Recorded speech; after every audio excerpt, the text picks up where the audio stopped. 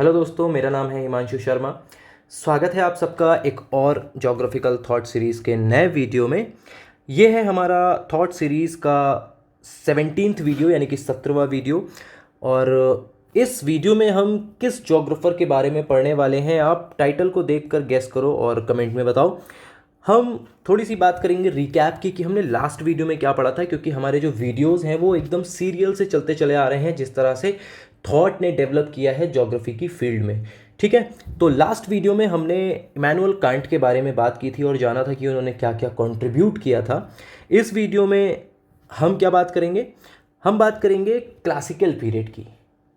अब आप कहोगे सर कि क्लासिकल पीरियड तो आप पहले ही पढ़ा चुके हैं। तो भाई देखो, जब मैं क्लासिकल पीरियड पढ़ा रहा था तो मैंने आपको बताया था कि भाई यहाँ पर क्लासिकल पीरियड, दो क्लासिकल पीरियड हैं।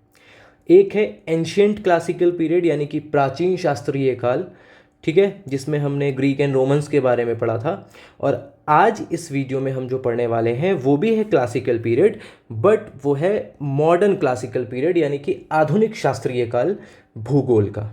ठीक है, तो अब आधुनिक शास्त्रीय काल जो है भूगोल का यानी कि जो मॉडर्न क्लासिकल पीरियड है, इसमें कौन कौन से जोग्राफर हैं, उन जोग्राफर में से एक जोग्राफर के बारे में हम इस वीडियो में पढ़ेंगे। ठीक है, तो वीडियो में आगे बढ़ने से पहले 1 सेकेंड लगेगा चैनल को सब्सक्राइब करने के लिए। मैं कहता नहीं हूँ वीडियो में, तो आप लोग करते नहीं हो, तो ज़रूर सब्सक्राइब करो और अच्छा लगता है तो लाइक करो और शेयर करो ताकि बाकी स्टूडेंट्स को भी थॉट में मदद मिल पाए। ठीक है, आगे बढ़ते हैं। तो यहाँ से शुरू होता है हमारा मेन कंटेंट। हम पढ़ने वाले हैं मॉडर्न क्लासिकल पीरियड के जोग्राफर के बारे में जिनका नाम है अलेक्जेंडर वॉन हम्बोल्ट। अब इनकी स्पेलिंग पे थोड़ा सा ध्यान दीजिएगा आप, HUMBOLDT। ठीक है, स्पेलिंग थोड़ी सी अलग है तो आपको याद रखनी पड़ेगी। बोलचाल में इनको बोला जाता है हम्बोल्ट। क्लियर? तो अलेक्जेंडर वॉन हम्बोल्ट के बारे में हम पढ़ेंगे। इनका टाइम ड्यूरेशन क्या है? इनका टाइम ड्यूरेशन है 1769 से 1859। क्लियर? अब ये जो पॉइंट्स लिखे हैं ये भी डिस्कस करेंगे, लेकिन इससे पहले एक ओवरव्यू देख लेते हैं हम हम्बोल्ट के बारे में। ओवरव्यू क्या है कि भाई ये जो हम्बोल्ट थे ना, ये बहुत ही अमीर घराने से आते थे, बहुत ही कुलीन परिवार था इनका, इसीलिए इनको पढ़ाई लिखाई में भी बहुत ज़्यादा दिक्कत नहीं हुई। और इन्होंने बहुत लंबी लंबी यात्राएं की, ये डायरी भी लिखते थे। और इन्होंने ज्योग्राफी में जितना भी काम लिखा हुआ है ना, इनकी जितनी भी कृतियाँ प्रकाशित हुई हैं, जितनी भी बुक्स हैं, उसमें जो भी कंटेंट है, जो भी इंफॉर्मेशन है, वो इन्होंने दूर दूर की यात्रा करके खुद ही बटोरी है, खुद ही ऑब्जर्व की है। इनका सेल्फ ऑब्जर्वेशन जो है वो इनकी बुक में आपको देखने के लिए मिलता है। अब देखो, हमारे एग्जामिनेशन के हिसाब से तो हम इनके बारे में पढ़ लेंगे, इनकी बुक का नाम भी याद रख लेंगे, लेकिन अगर आप सच में इनका काम देखना चाहते हो तो आपको अमेज़ॉन वगैरह पे इनकी बुक मिल जाएंगी, लेकिन वो अफोर्डेबल नहीं है एक स्टूडेंट के लिए, क्योंकि बहुत महंगी हैं। ठीक है, इम्पोर्ट होके आती हैं, है ना। तो इसीलिए अगर आप चाहो तो वहाँ से ले सकते हो, अदरवाइज़ चलो उसको जाने दो, हम अपने इस पर आते हैं टॉपिक पर। तो ये अमीर थे बहुत, इन्होंने कई किताबें लिखी हैं और किताबों में जो भी कंटेंट है वो इनका सेल्फ ऑब्जर्व कंटेंट है। इन्होंने जो जो देखा, जो जो सीखा, जो जो विभिन्नताएं देखी, ठीक है, जिस तरह के फिजिकल फीचर्स देखे, जिस तरह के इंसान देखे, जिस तरह का फ्लोरा फाउना देखा, ये सारी चीज़ें इन्होंने अपनी किताबों में बताई हैं। तो कौन कौन सी किताबें हैं उनके बारे में बाद में बात करेंगे। ये था कुछ ओवरव्यू हम्बोल्ट के बारे में। और इन्होंने अपनी डायरी भी जो लिखी है ना, उस डायरी में इन्होंने अपने पर्सनल चीज़ों के बारे में भी लिखा है। तो मैं आपको बुक बताता हूँ, BC जाट की थॉट की बुक आती है। ठीक है, ये जो जाट सर हैं ये राजस्थान यूनिवर्सिटी के हैं प्रोफेसर, इन्होंने बहुत अच्छी बुक लिखी है। मैं भी वही पसंद करता हूँ, वही कंसीडर भी करता हूँ। तो इसको आप पढ़ के देखो, बहुत अच्छी बुक है। बोलचाल की भाषा में इन्होंने आसान शब्दों में बताने की कोशिश की है। चलो, तो पहला पॉइंट, ये एक जर्मन जोग्राफर थे, यानी कि ये बिलोंग्स फ्रॉम जर्मनी। अब इनका पूरा नाम देख लो, हम्बोल्ट हम लोग कहते हैं, तो इनका पूरा नाम क्या है? फ्रेडरिक हेनरिक अलेक्जेंडर बैरन वॉन हम्बोल्ट। ठीक है, अब आप समझ सकते हो कि इनको हम्बोल्ट क्यों कहते हैं। क्योंकि इतना लंबा नाम कौन लेता है, ठीक है। अब आप समझ लो मेरा नाम हिमांशु शर्मा है तो लोग हिमांशु बोलते हैं या फिर शर्मा जी बोलते हैं, पूरा नाम दो शब्दों का नहीं ले पाते हैं, तो ये Friedrich Heinrich Alexander Baron von Humboldt कौन बोलेगा, इसीलिए हम बोलते हैं हम्बोल्ट। तो ये इनका पूरा नाम है। He was a great geographer in terms of contribution in classical period of modern geography। अब भाई जो हमारा आधुनिक भूगोल है ना, उसमें इनका जो कंट्रीब्यूशन है वो बहुत ज़्यादा है। जैसा कि मैंने आपको बताया कि ये लंबी लंबी यात्राएं करते थे और उसके बाद चीज़ों को देखते थे, एनालाइज करते थे, उनकी कंपैरेटिव स्टडी करते थे, यानी कि तुलनात्मक अध्ययन करते थे। उसके बाद ये उन चीज़ों को नोट करते थे, वही इनकी किताबों में भी है, ठीक है। तो जो हमारा आधुनिक भूगोलवेत्ता है, जो हमारा मॉडर्न जोग्राफर है या मॉडर्न जोग्राफी का डेवलपमेंट हो रहा है, उसमें इनका जो काम है ना, वो आप कह सकते हो बहुत ही ज़्यादा रिमार्केबल है, मतलब अतुलनीय है, इनक्रेडिबल, ठीक है। जैसे इनक्रेडिबल इंडिया है ना वर्ल्ड में, वैसे ही ज्योग्राफी में इनक्रेडिबल हम्बोल्ट, ठीक। तो इन्होंने इतना अच्छा कंट्रीब्यूशन दिया है, इनका काम जो है वो बहुत अच्छा है। खासकर कॉस्मोस नाम की इनकी एक जो किताब है वो, उसके बारे में भी बात करेंगे। चलो, तो ये आपने जान लिया।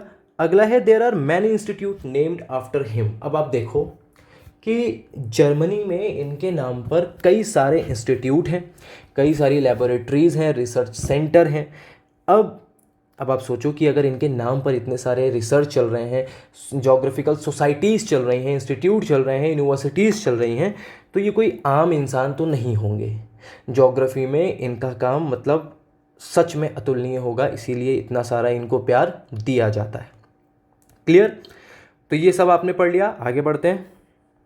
बुक्स देखो भाई, यूजीसी नेट या फिर एनटीए नेट अब जिसे हम कहते हैं, उसमें बुक्स का मतलब बुक्स के जो क्वेश्चन है वो बहुत सारे आ जाते हैं कभी कभी, ठीक है। आपको 4-5 तो हर एग्ज़ाम में ही मिलेंगे, और अगर आपकी किस्मत अच्छी है तो और ज़्यादा भी मिल सकते हैं, ठीक। डायरेक्ट क्वेश्चन आता है, मैच द फॉलोइंग आता है, कुछ भी आ सकता है। तो बुक्स कौन कौन सी इन्होंने लिखी हैं? सबसे पहले व्यूज़ ऑफ नेचर, ठीक है।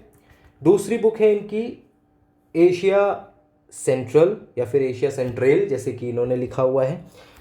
तो एशिया सेंट्रल स्पेलिंग लिखते हैं इन्होंने जैसा डिस्क्राइब किया है बुक में, लेकिन बोलते हैं एशिया सेंट्रल। उसके बाद जो तीसरी बुक है वो है हमारी डिस्क्रिप्शन ऑफ इक्वेटोरियल रीजन, यानी कि जो भूमध्य रेखीय क्षेत्र है उसका वर्णन किया है उन्होंने हम्बोल्ट ने इस किताब के अंदर। उसके बाद regional description of Mexico and Cuba, ठीक। आप देखो ये आपका सेंट्रल अमेरिका के आसपास का इलाका है, मतलब नॉर्थ अमेरिका और सेंट्रल अमेरिका जो एक तरह से ट्रांजिशन जोन कह सकते हैं, उसके आसपास का इलाका है। तो regional description of Mexico and Cuba. और उसके बाद इन्होंने लिखी है सबसे बेहतरीन, सबसे ज़्यादा रिमार्केबल, सबसे ज़्यादा जानी पहचानी किताब कॉस्मोस। अब ये कोई 1-2 पार्ट की किताब नहीं है, 5 पार्ट्स में लिखी है, 1845 से लेकर 1862 के बीच में, 1845 टू 1862, है ना। यानी कि लगभग आप देखो 45-5-50, 50-10-60, लगभग 17 साल के अंतराल में 5 किताबें इनकी छपी हैं। क्लियर? बात समझ में आ गई? कितनी किताब हैं? 5 किताबें यहाँ पर दी हैं। Views of nature, Asia central, description of equatorial region, regional description of Mexico and Cuba, and most important Cosmos. Cosmos से रिलेटेड आपको नेट में क्वेश्चन मिल ही जाता है अक्सर, ठीक है। तो आगे बढ़ते हैं। कॉन्सेप्ट बाय हम्बोल्ट, कौन कौन से कॉन्सेप्ट इन्होंने दिए? इन्होंने एक 7 एस्पेक्ट कॉन्सेप्ट दिया, यानी कि एक कॉन्सेप्ट दिया है जिसके 7 एस्पेक्ट हैं, जो कि आप देख रहे हो यहां से लेकर यहां तक 7 कॉन्सेप्ट हैं। पहला कॉन्सेप्ट क्या है? Concept of earth surface as the home of man. अब देखो, मैं ऐसी उम्मीद करता हूँ being a geography student, being a higher education student, आप चीज़ों को एक लाइन में पढ़ के उसको एक्सप्लेन करना तो आपको आता ही होगा, आपके अंदर इतनी एबिलिटी तो होनी ही चाहिए, और ये मैं मान के चलता हूँ कि आपके अंदर है।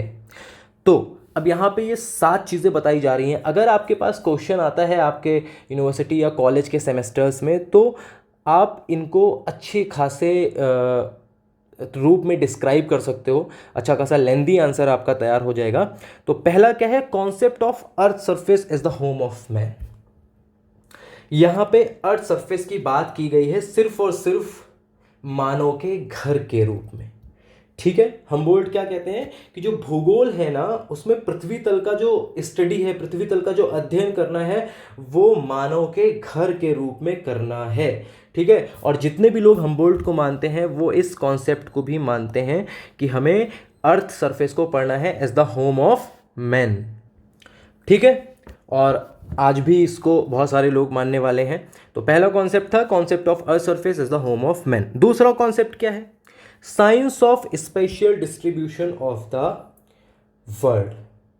अब जो हम्बोल्ट हैं वो क्या मानते थे, उनका कहना था जो भूगोल है ना वो स्पेशियल डिस्ट्रीब्यूशन, यानी कि जो बहुत सारे फिजिकल फीचर हैं, बहुत सारे नेचुरल फिनोमेना हैं, उनका अलग अलग क्षेत्र में, अलग अलग रीजन में डिस्ट्रीब्यूशन होता है। जैसे कि आप मान लो माउंटेन रेंजेस, क्या सिर्फ हिंदुस्तान में माउंटेन रेंजेस हैं? नहीं, पूरी दुनिया में हैं, जगह जगह हैं, ऊंचे हैं, नीचे हैं, ठीक है। कुछ रेसिडुअल माउंटेन हो गए हैं, कुछ न्यू फोल्ड माउंटेन है, कुछ ब्लॉक माउंटेन है। तो ये क्या है, एक तरह का डिस्ट्रीब्यूशन है माउंटेन्स का, ठीक है। तो आपको ये डिस्ट्रीब्यूशन समझ में आ गया। हम्बोल्ट का कहना है कि अगर हम स्थानिक वितरणों की संकल्पना को लेकर चलें तो जो भूगोल है ना, भूगोल को पढ़ने का लक्ष्य ही हमारा होना चाहिए कि हमें स्पेशियल डिस्ट्रीब्यूशन यानी कि स्थानिक वितरणों को पढ़ना ही है। और जो हमारा स्पेशियल डिस्ट्रीब्यूशन है, ठीक है ना, इसी के थ्रू हम करते हैं पूरी की पूरी दुनिया का स्टडी या पूरी की पूरी दुनिया का अध्ययन किया जाता है जहां पर लोग रहते हैं। अब देखो, डिस्ट्रीब्यूशन फिजिकल फीचर्स का या नेचुरल फिनोमेना का हो सकता है, लेकिन ये जो डिस्ट्रीब्यूशन है ना, नेचुरल फिनोमेना या फिजिकल फीचर्स का, पर्वत, पहाड़, नदियां, कुछ भी हैं, ये सारी की सारी क्यों ज़रूरी हैं? ये सारी की सारी ज़रूरी हैं क्योंकि यही मानव को सरवाइव करने के लिए हेल्प करती हैं, ठीक है। ह्यूमन को अपना एक इकोसिस्टम तैयार करने के लिए हेल्प करती हैं। और इन्हीं के भरोसे, अब मान लो आप, पहाड़ नहीं होता तो नदियाँ कहाँ से निकलती, ठीक है ना, पौधे नहीं होते, वन नहीं होते तो ऑक्सीजन का क्या हाल होता, आप समझ सकते हो, ठीक है। तो ये सारी चीज़ें उन्होंने बताई हैं कि जो स्पेशल डिस्ट्रीब्यूशन है ना वर्ल्ड का, वो बहुत ज़रूरी है, ज्योग्राफी में उसे पढ़ना चाहिए। और जो ह्यूमन है उसके सर्वाइवल के लिए ये ज़रूरी है। तो ह्यूमन ऐसी सारी जगहों पर रहता है और सर्वाइव करता है, और जितनी भी एक्टिविटीज़ हैं अपनी, पॉलिटिकल, इकोनॉमिकल, ठीक है, पर्सनल या फिर रीजनल, रिलीजियस, कुछ भी, वो सारी की सारी एक्टिविटी वहाँ पर करता है। चलो, तो 2 आपने पढ़ लिए, पहला एंड दूसरा। तीसरे की बात करते हैं। तीसरा इन्होंने कहा है कि भाई general geography is physical geography. जो जनरल ज्योग्राफी है वही फिजिकल ज्योग्राफी भी है। अब इससे आप क्या समझते हैं? जनरल ज्योग्राफी, इनका कहना है कि जो भौतिक भूगोल है, जब जब हम एक बात करते हैं, अगर हम बात कर रहे हैं भूगोल, तो इनका कहना है भूगोल का मतलब फिजिकल ज्योग्राफी यानी कि भौतिक भूगोल, ठीक है। बहुत ही सिंपल चीज इन्होंने कही है, जब भी हम भूगोल की बात कर रहे हैं मतलब हम भौतिक भूगोल की बात कर रहे हैं। इसमें हम क्या क्या चीज़ें पढ़ रहे हैं? इसमें हम पर्वत पढ़ रहे हैं, पठार पढ़ रहे हैं, नदियाँ पढ़ रहे हैं, वनस्पतियाँ पढ़ रहे हैं यानी कि वेजिटेशन पढ़ रहे हैं। ये सारी की सारी चीज़ें हम इसमें पढ़ रहे हैं, ठीक है। तो physical geography and general geography is the same, आप दूसरे शब्दों में ये भी कह सकते हो। ये था इनका तीसरा कॉन्सेप्ट, ठीक है, या तीसरा एस्पेक्ट। चौथा है geography is the study of relationship. क्या नेचर एंड ह्यूमन बीइंग, ठीक है, हम लिविंग ऑर्गेनिज्म की बात नहीं करेंगे, हम सिर्फ ह्यूमन बीइंग की बात करेंगे, ठीक है। क्योंकि जब जब भूगोल में बात होती है डिटर्मिनिज्म की या पॉसिबिलिज्म की, तो उसमें किसी जानवर की बात नहीं होती है, उसमें इंसान की बात होती है और प्रकृति की बात होती है। तो हम बाकी सारे लिविंग ऑर्गेनिज्म को भी प्रकृति में गिन लेते हैं और मानव को अलग हटा लेते हैं, ठीक है। तो यहाँ पे हम बात कर रहे हैं रिलेशनशिप की। किसके रिलेशनशिप की? नेचर और मैन यानी कि ह्यूमन बीइंग के बीच में क्या रिलेशन है। दोनों एक दूसरे के लिए कॉम्प्लीमेंट्री हैं। प्रकृति इंसान के बिना और इंसान प्रकृति के बिना, आप बस इमेजिन करके ही कुछ पता लगा सकते हो कि कैसे हो सकता है, क्योंकि नेचर को पूरी तरह ख़त्म कर दें हम, वैसे हम कर रहे हैं, लेकिन अगर हम चाहें तो हम पूरी तरह नहीं कर सकते हैं। ठीक है, और इंसानों को पूरी तरह ख़त्म कर दें और फिर इमेजिन करें कि दुनिया कैसी होगी, वो भी नहीं कर सकते हैं। तो जो मानव है वो प्रकृति पर निर्भर करता है। प्रकृति मानव पर उतनी ज़्यादा तो निर्भर नहीं करती है, बट फिर भी उसको भी मानव की ज़रूरत है। ठीक है, तो इस तरह से जो ज्योग्राफी है वो क्या है, स्टडी ऑफ रिलेशनशिप। ठीक है, या फिर relationship between living and non living organism, relationship between nature and man, इन सारी चीज़ों के बारे में हमें पढ़ना है। ठीक है, चलो अगला पढ़ते हैं। अगला क्या है, कॉम्प्रीहेंशन ऑफ वर्ड फिनोमेना। अब जो कॉम्प्रीहेंशन ऑफ वर्ड फिनोमेना है, अब इसमें हम इंसानों की बात कर रहे हैं। अब इंसान पूरी दुनिया में अलग अलग जगह रहते हैं। फॉर एग्जाम्पल हम महाद्वीपों की बात कर लेते हैं। महाद्वीप यानी कि continent.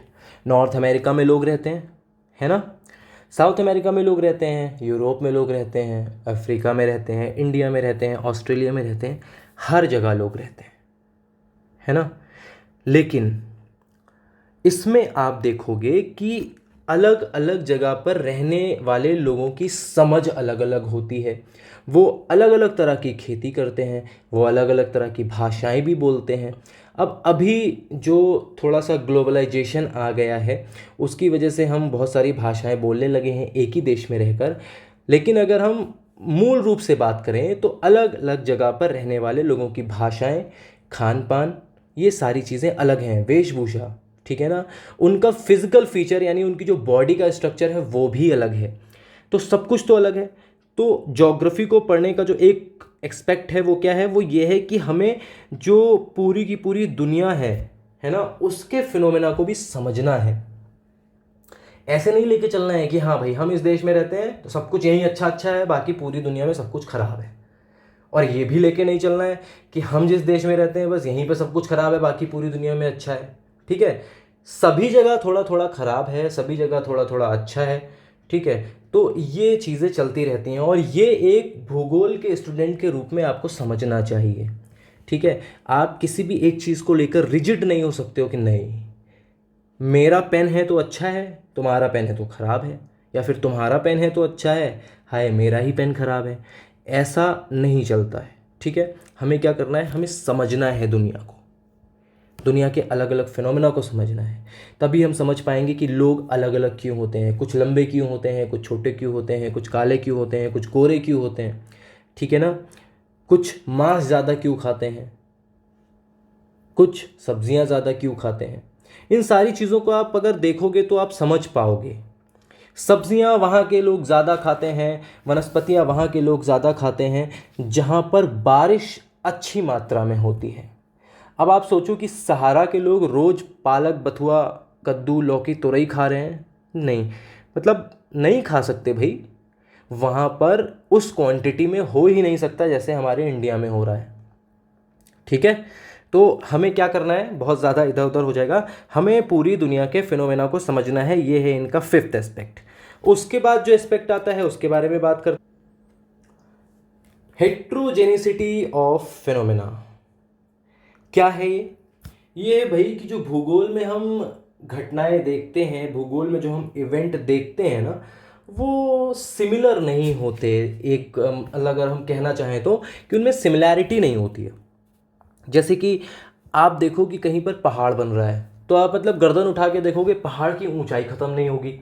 For example mount Everest ले लो आप।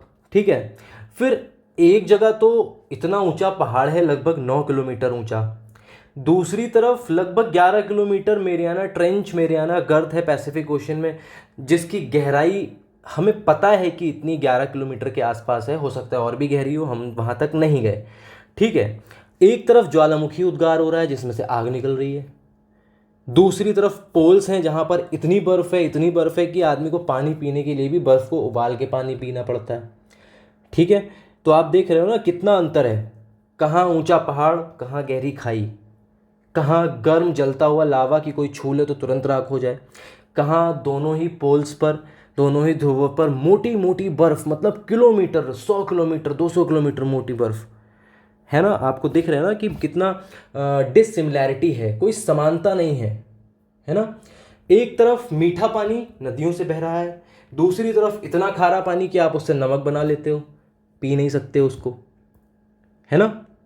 एक तरफ आप देखोगे कि लंबे लंबे लोग रहते हैं, एक तरफ छोटे छोटे लोग रहते हैं, एक तरफ बहुत हट्टे कट्टे बॉडी बिल्डर टाइप के लोग रहते हैं, खासकर अफ्रीकन कॉन्टिनेंट की बात करें, एक तरफ बहुत ज़्यादा ओबेसिटी वाले लोग, मोटे लोग रहते हैं। तो इनका कहना है कि जो अन्य विज्ञान होते हैं ना भूगोल के अलावा, तो उसमें आप कह सकते हो कि जो भी घटनाएं घटती हैं उसमें कुछ समानता हो सकती है, लेकिन भूगोल उन सब से अलग है। इसकी घटनाओं में समानता नहीं होती, ये इसकी खास चीज़ है। और ये जो सिमिलैरिटी नहीं है ये तो खास चीज़ है ही, और साथ ही साथ ये भी खास चीज़ है कि सिमिलैरिटी ना होने के बाद भी, अब आ जाते हैं अगले कॉन्सेप्ट पर, यूनिटी ऑफ नेचर। क्या बोल रहा था मैं, सिमिलैरिटी ना होने के बाद भी प्राकृतिक एकता की बात करते हैं, ठीक है, नेचर में एकता है। समझ में आ रहा है आपको, इन्होंने कितने ऊपर 6 चीज़ें समझा दी हैं, छठे में उन्होंने बताया कि भाई चीज़ें अलग अलग दिखती हैं, सिमिलर नहीं दिखती हैं, लेकिन फिर भी उसमें यूनिटी है, ठीक है ना। जो नदियां हैं, जो पत्थर पर्वत, जीव जंतु हैं, वनस्पति है, या फिर जो मानव हैं, उनका जो जीवन है, वो सब आपस में सामंजस्य बिठा के चल रहे हैं प्रकृति के साथ, और प्रकृति भी अपनी एक्टिविटी कर रही है, वो भी मानव के साथ सामंजस्य बिठा के चल रही है। समझ में आ रहा है आपको बात। तो जो हमारी नेचर है ना उसमें यूनिटी है, और या फिर आप ये भी कह सकते हो कि मानव और नेचर में भी यूनिटी है। ये देखो दोनों साथ साथ मिलकर पृथ्वी पर जीवन यापन कर रहे हैं, ठीक है। तो यूनिटी ऑफ नेचर की इन्होंने बात की थी, और ये जो विषमताएं इन्होंने बताई हैं उसके बाद इन्होंने एक नया टर्म दिया, एक नया कॉन्सेप्ट दिया, यूनिटी इन मल्टीप्लिसिटी, यानी कि बहुलता में एकता। सब अलग अलग हैं, सब एक हैं। और आप देखोगे कि हमारे भारत के बारे में भी कहा जाता है विविधता में एकता। तो आप इसी से समझ सकते हो कि जो भारत की संस्कृति है वो प्रकृति से कितना जुड़ी हुई है, ठीक है। यहाँ पर हमबोल्ट बात कर रहे हैं यूनिटी ऑफ नेचर की, यहाँ पर बात कर रहे हैं यूनिटी ऑफ मल्टीप्लिसिटी की, और हम बात करते हैं यूनिटी इन डाइवर्सिटी की। लगभग सेम चीज़ है, समझ में आ गया। तो ये कुछ कॉन्सेप्ट थे जो कि दिए थे हमबोल्ट ने। आगे बढ़ते हैं, मेथडोलॉजी ऑफ हमबोल्ट, यानी हमबोल्ट ने कौन कौन से मेथड यूज किए थे। सबसे पहला आता है हमारा एम्पेरिकल मेथड। इसे हिंदी में कहते हैं आनुभविक विधि। मैं हिंदी में इसलिए बता रहा हूं कि कभी कभी हिंदी में सुन के आप चीज़ों को बस सुन के ही समझ लेते हो। एम्पेरिकल मेथड, अब आपको एम्पेरिकल का मतलब पता होना चाहिए, एम्पेरिकल किसे कहते हैं, लेकिन हिंदी में इसे कहते हैं क्या, आनुभविक विधि, आनुभविक। अब ये देखो अनुभव से बना हुआ है। अब एम्पेरिकल मेथड क्या कह रहा है कि ज्योग्राफी को पढ़ने का तरीका है कि हम खुद ऑब्जर्व करें। जैसा कि मैंने आपको बताया था ना कि हमबोल्ट ने जो भी चीज़ें किताबों में लिखी हैं वो उनका सेल्फ ऑब्जर्वेशन है। तो यही उनकी एम्पेरिकल मेथड है कि हमको अपनी इंद्रियों के थ्रू, अपने सेंसेस के थ्रू जो इंफॉर्मेशन है इस पूरी पृथ्वी पर उसको ऑब्जर्व करना चाहिए, ठीक है।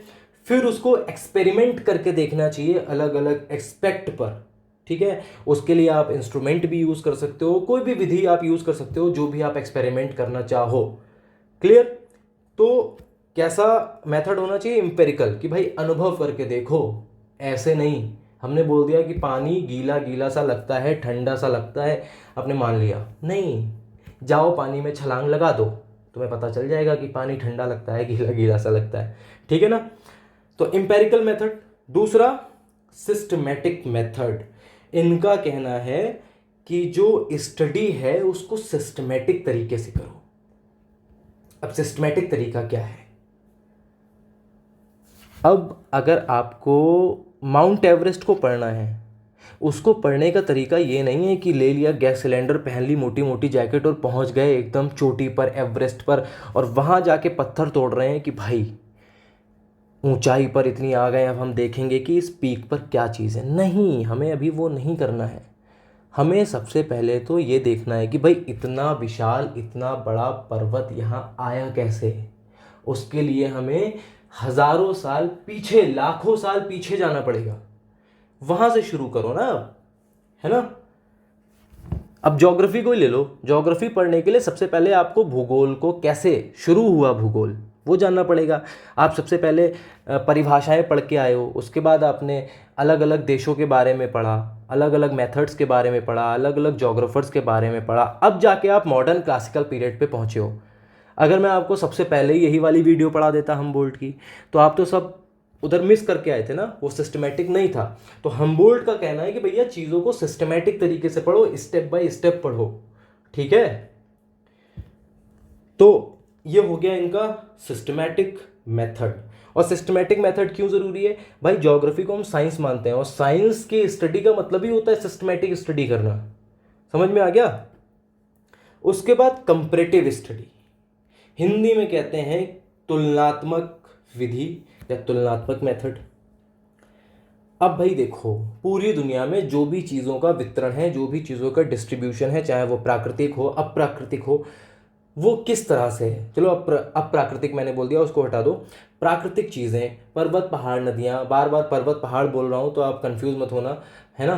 पहाड़ नदियाँ या फिर पठार जो हैं, इन चीज़ों का डिस्ट्रीब्यूशन है। हमें ऐसे ही नहीं कर लेना है किसी भी चीज़ को स्टडी, हमें तुलनात्मक अध्ययन करना है।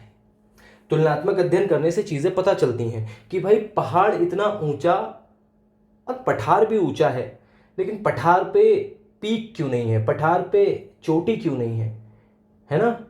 और जो पहाड़ है उस पे चोटी है। जब हम ये तुलनात्मक अध्ययन करेंगे तब हमें पता चलेगा कि भैया हवा ने, पानी ने अपर्दन किया है, अपक्षय किया है, वेदरिंग और इरोजन की प्रोसेस हुई है, जिसकी वजह से पठार के ऊपर पीक नहीं होती है और माउंटेन के ऊपर होती है। समझ में आ रहा है? ये कैसे पता चला हमें? तुलनात्मक अध्ययन से। अदरवाइज आप खड़े रहो और सोचते रहो कि पठार ऐसा क्यों है, चपटा चपटा, और पहाड़ ऐसा क्यों है, ऊंचा ऊंचा और नुकीला नुकीला। नहीं पता कर पाओगे जब तक आपके अंदर ये कंपैरेटिव मेथड हिलोरे नहीं मारेगा, आपको नहीं बताएगा कि आपको कैसे तुलना करना है, ठीक है। तो आप चीज़ों को देखो, समझो, उनकी तुलना करो और फिर किसी नतीजे पर पहुंचो। ये बताता है इनका कंपैरेटिव मेथड। समझ में आया? आगे बढ़े। Precision method.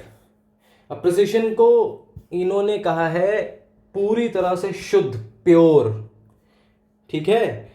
कोई भी प्रक्रिया आप अपनाओ स्टडी की, ये जो ऊपर आपको दिए ना, ये जितनी भी मेथड है, इसको भाई पूरी शुद्धता से पढ़ो, तकनीक के साथ पढ़ो। ऐसे नहीं कि ओवरव्यू बस पढ़ लिया, है ना। काम नहीं चलाना है, हर चीज़ की बारीकी में उतरना है, आपको बाल की खाल निकालनी है, पूरी शुद्धता से चीज़ों को परखना है, पढ़ना है। तब जाके आपकी जो जानकारी है उसको हम कह पाएंगे कि पूरी तरह से 100%, 100% सही है। अदरवाइज काम चलाऊ होगी वो, ठीक है। आगे बढ़ते हैं। कार्टोग्राफिक मेथड यानी कि मानचित्र विधियां। अब इन्होंने कहा है कि भाई जब भी आप चीज़ों को देख रहे हो या कहीं जगहों पर घूम रहे हो, आप उनको प्रदर्शित कर सकते हो मैप्स के द्वारा, फ्लो चार्ट्स के द्वारा, फैक्ट्स के फ्लो चार्ट बना सकते हो। कुल मिला के चीज़ों को थोड़ा सा आप एक आर्टिस्टिक लुक दे सकते हो, ठीक है। आर्टिस्टिक लुक का मतलब यहाँ पर मैप सही हो रहा है। अब देखो बैकग्राउंड में ये ऑस्ट्रेलिया बना हुआ है, आप देख रहे हो, है ना, बना है ना ये। तो इन्होंने कहा है कि भाई आप जो भी चीज़ देख रहे हो, ऑब्जर्व कर रहे हो, अगर आप उसे एक्सप्रेस कर सकते हो थ्रू मैप तो वेल एंड गुड, क्योंकि मैप से चीज़ों को समझने में आसानी होती है, ठीक है। अब मैं आपको दुनिया के अलग अलग देश के बारे में पढ़ाऊंगा तो आप पढ़ोगे तो, लेकिन एक समय के बाद बोर हो जाओगे। लगभग 200 देश हैं। लेकिन अगर मैं आपको विश्व का मानचित्र दिखा दूं, हो सकता है कि आपको फिर कुछ समझ में नहीं भी आ रहा है, लेकिन आप उस मानचित्र को देखकर अट्रैक्ट हो जाओगे, क्योंकि वो देखने में सुंदर लग रहा है। फिर जब आप अट्रैक्ट हो रहे हो तो आपके मन में एक सवाल उठेगा कि चलो पढ़ भी लेते हैं कि इसमें क्या है ना। अभी मैं आपको बताऊं कि अमेरिका जो है ना, इंडिया से इधर लेफ्ट साइड की तरफ चले जाओ थोड़ा सा, गल्फ कंट्रीज पार करना, अटलांटिक ओशन पार करना और फिर वो उधर अमेरिका आ जाएगा। ऐसे बताना थोड़ी ना काम चलता है। हमें मैप पे बताना है कि भाई इंडिया से अगर आप ईस्ट जाओगे तो पैसिफिक ओशन पार करके अमेरिका आएगा, वेस्ट जाओगे तो अटलांटिक ओशन पार करके अमेरिका आएगा, और उसके लिए हमें क्या चाहिए? मैप। समझे? तो कार्टोग्राफिक मेथड भी ज्योग्राफी में बहुत ज़रूरी है, और इस मेथड को और साइंसेस भी फॉलो करती हैं। आपने देखा होगा कई साइंसेस में फ्लो चार्ट, डायग्राम्स वगैरह बनाए जाते हैं, है ना। तो ये है कार्टोग्राफिक मेथड। तो हमबोल्ट ने ये 5 मेथड बताए: एम्पिरिकल, सिस्टमैटिक, कंपैरेटिव, प्रिसीशन और कार्टोग्राफिक। समझ में आ गया? तो ये था हमारा आज का वीडियो हमबोल्ट के बारे में। और मॉडर्न क्लासिकल पीरियड के जो अगले ज्योग्राफर हैं वो हैं कार्ल रिटर, उनके बारे में भी पढ़ के आपको मज़ा आएगा। तो आज के वीडियो में बस इतना ही। अगले वीडियो में आपसे मिलूंगा, और आपने अभी भी अगर चैनल को सब्सक्राइब नहीं किया है तो प्लीज़ कर लीजिए for my motivation. Thank you so much. See you in next video.